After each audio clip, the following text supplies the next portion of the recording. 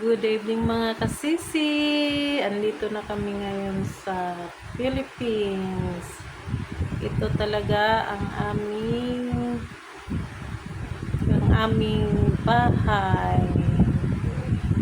Nandito na po kami, nakauwi na. Nag-relax na po si Madam. Si Madam Kasisi. Kumusta kayo dyan?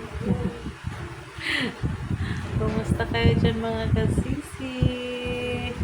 Tapos na ba lahat kumain ng dinner? Kami ay tapos na rin.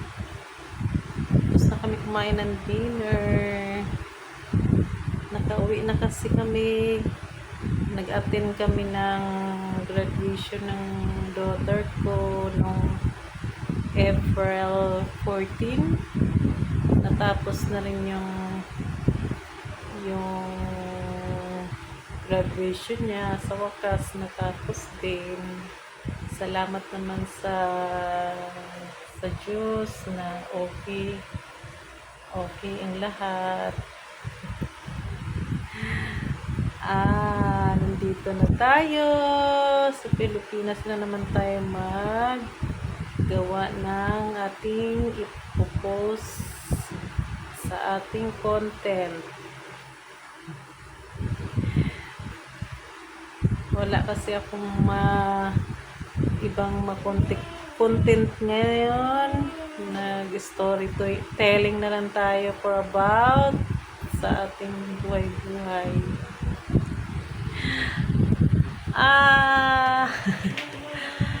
Maganda naman ang journey namin sa Thailand. May masaya, may sad naman, may stress din minsan, may happy moment naman, pero lahat ay puro happiness.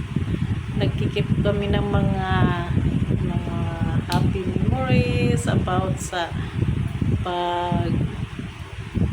pag-travel namin doon. Tapos pag gumala kami dun sa may BTS, sa Pratunam, sa Central World, ang saya-saya kasi marami kang makakasalamuha ng mga tao, iba-ibang mga lengguwahe, kaya nakakamiss din minsan ang mga memories doon.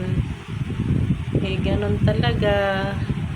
Tapos ng ating 1-year vacation doon sa Thailand, ang thankful na rin kami kasi unexpected naman talaga namin na makapunta kami doon. Nakala namin hindi totoo. Dati nangangarap lang na makapunta kami sa pang-international na bansa, na makaranas kami. Nag-manifest si Madam.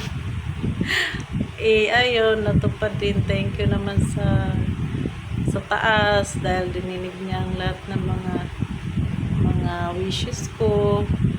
Hindi pa lahat na natupad, pero may isa na siyang binigay. Ibig sabihin, narinig din niya.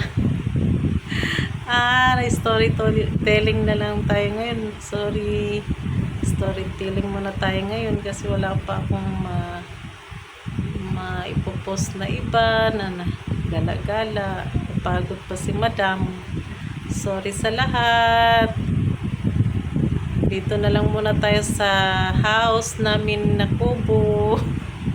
Ito talaga ang house namin. Maliit na house namin. Sige mga kasisi.